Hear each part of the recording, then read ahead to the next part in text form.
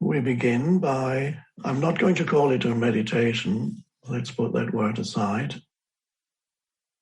We begin, there's nothing wrong with meditation, but I'm just not going to call this meditation. Let's begin by becoming aware of the present moment,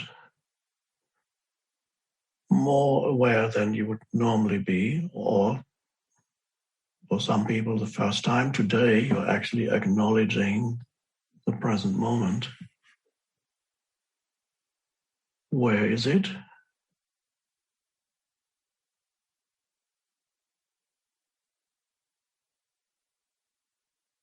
Of course, you can't see it, but what you see,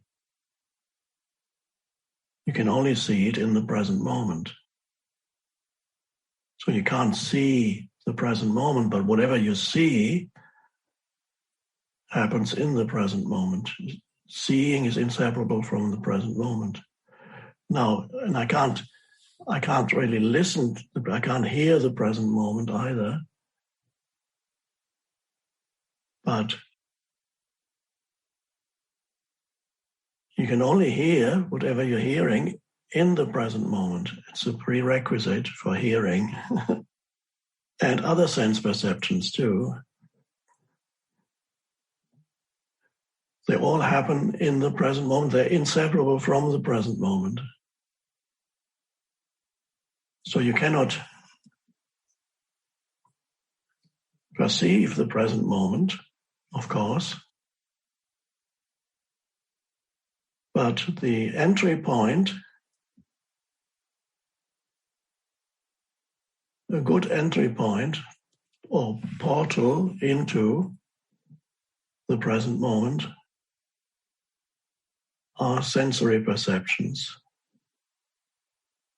To become more acutely aware, or for some people, aware of something that they had been habitually missing most of their life, which is the aliveness of whatever it is that's around them that is being perceived now.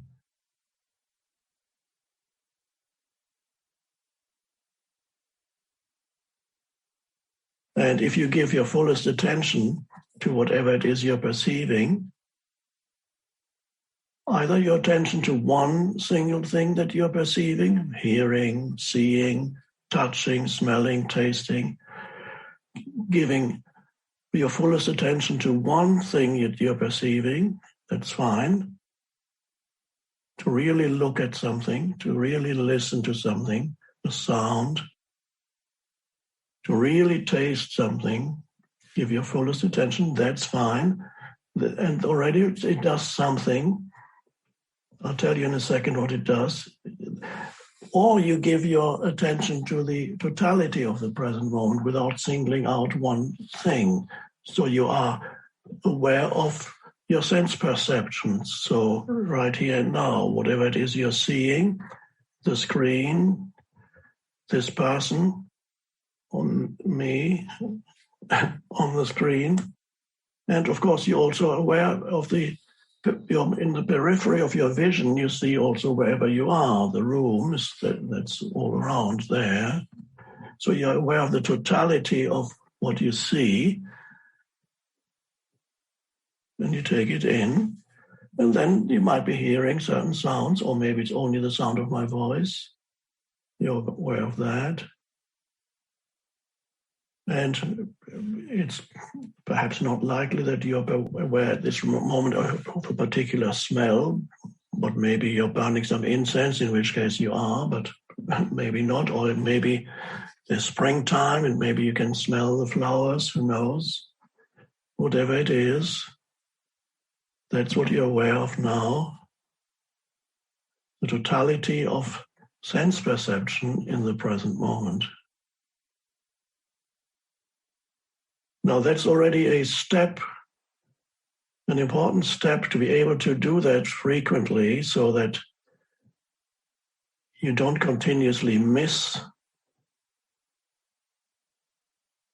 life, which is inseparable from now. Because what happens in your mind is a secondary life. It's an abstraction of the actual aliveness. So be aware, acutely aware of sense perceptions. That is already a step towards what I sometimes call self-transcendence. Because as you're acutely aware of sense perceptions, which is the aliveness of the universe all around you, you are less aware or unaware of this entity that normally takes up most of your attention, which is the person that you are or think you are, the self, the entity, the narrative in your mind that you perhaps call my life, or perhaps call it me and my life. So when you give this of course is an abstraction, a narrative in your mind, it's fine. The tendency is for this abstraction to absorb a huge part of your consciousness. It gobbles it up all the time because your life is so problematic, you have to continuously think about it for many people.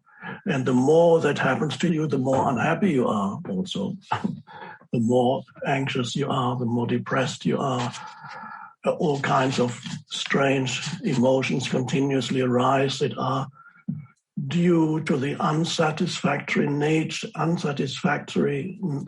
unsatisfying nature of this entity, the self, which is your form identity, as I sometimes call it, the person, which is a history. You have a personal history that makes up the person.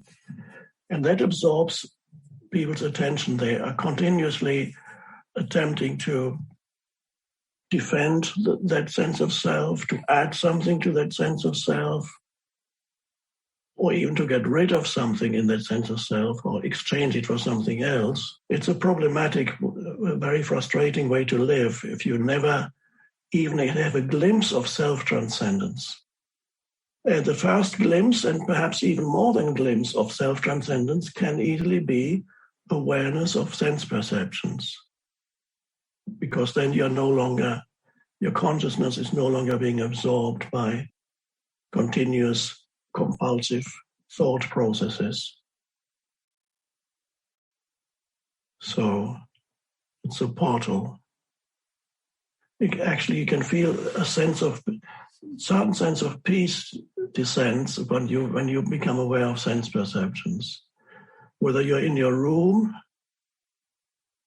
and perhaps more powerfully when you're out in nature, wherever it may be in nature, whether it's your backyard or whether it's a park or whether it's the shore, the seashore, or a forest or a mountain or a field, doesn't matter.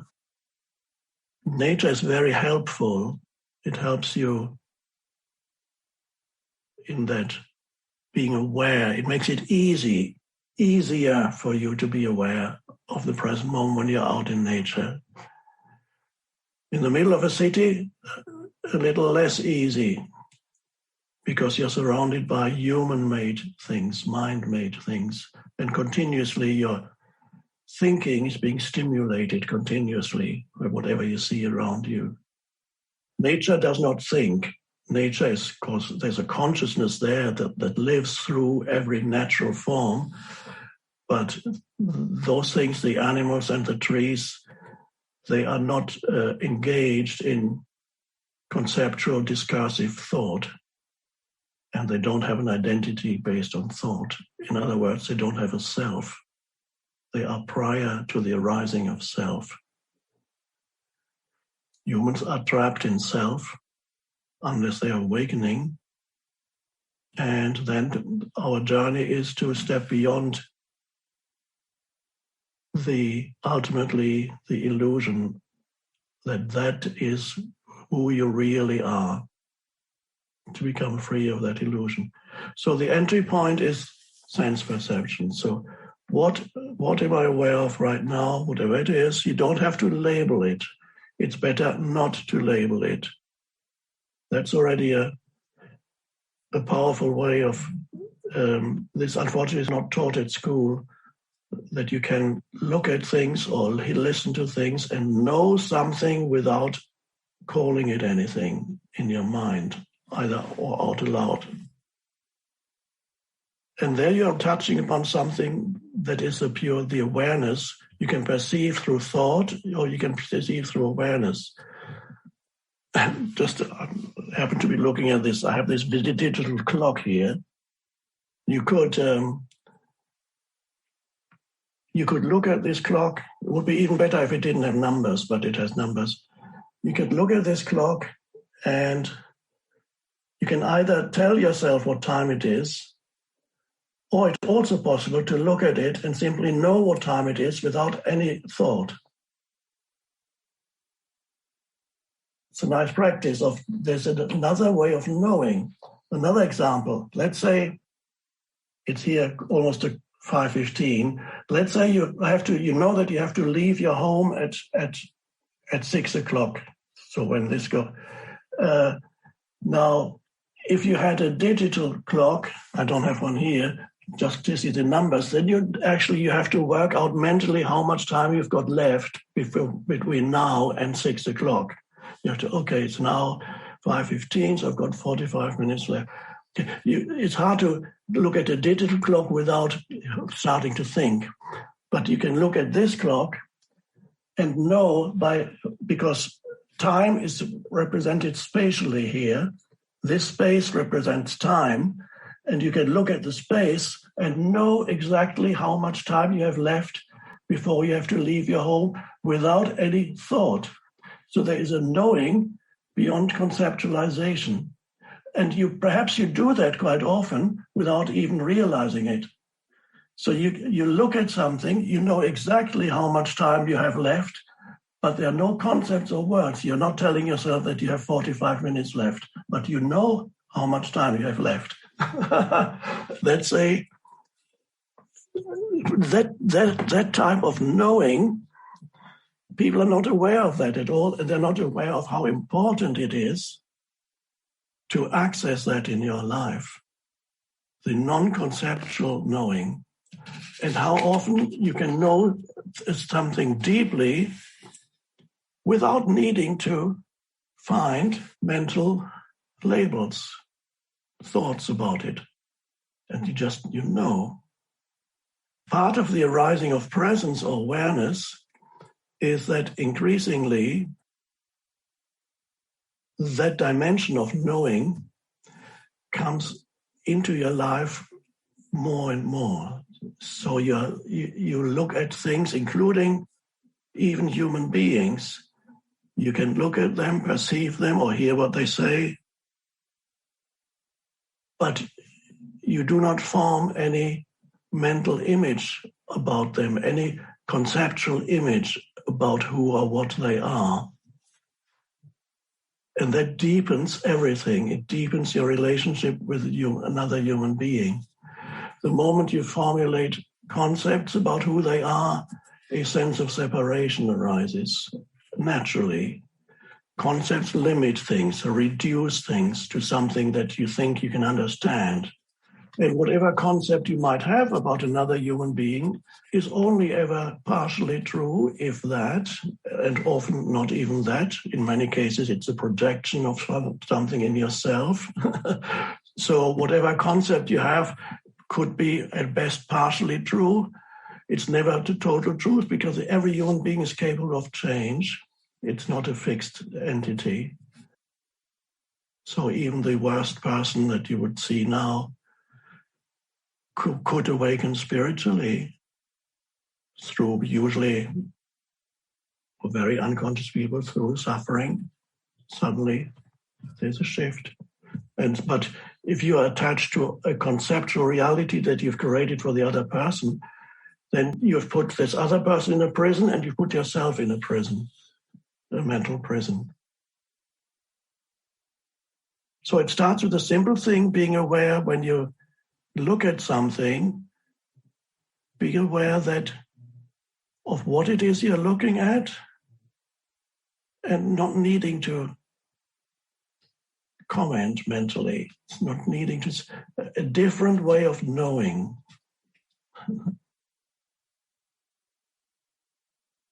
And that is the essence of the present moment. The present moment is consciousness. And it's not only that, it's the essence of the present moment.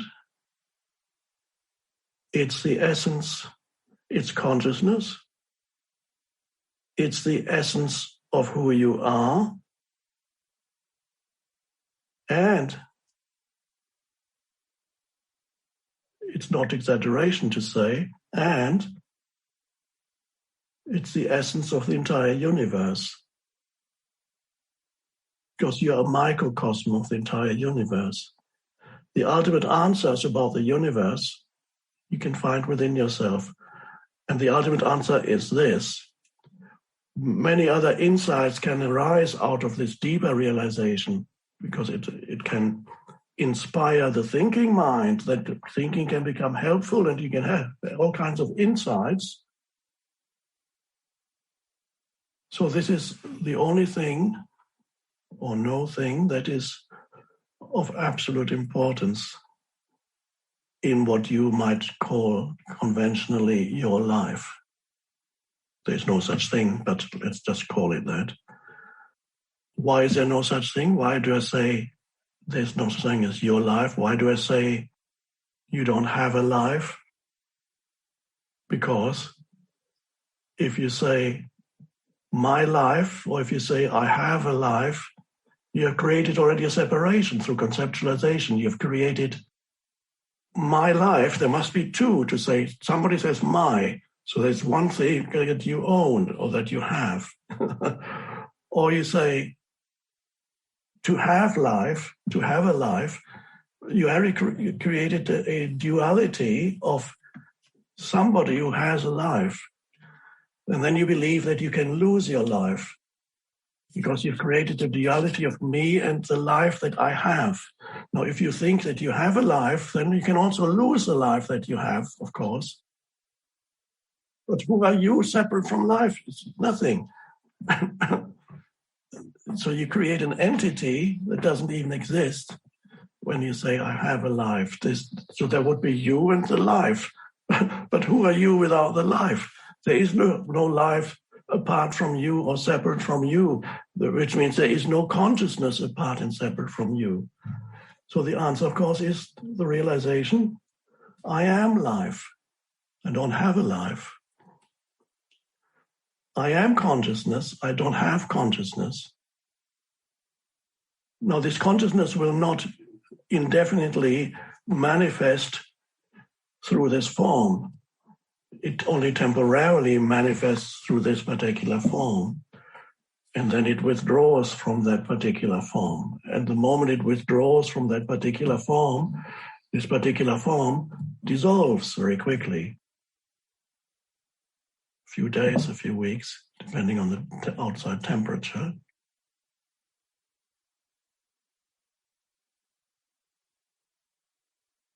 And of course, if your brain gets damaged, the consciousness can no longer fully or not at all express itself through this form.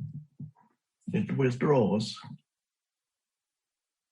And it happens with some illnesses that affect the brain, like Alzheimer, that they cause certain damage in the brain cells, so the brain loses its capacity to act as a transmitter or receiver of consciousness, and then the consciousness manifests itself in a dysfunctional way. In the same way, if you damage a television set, then the picture will become distorted if you have a picture at all.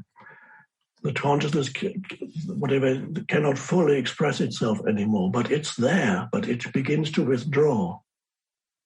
So in some people, it happens, and it's seen as very tragic from an exclusively external point of view. When you see somebody close to you is beginning to lose their memory and they can no longer remember who they are, and it's happening to them. It's very tragic when it happens look at it from the outside.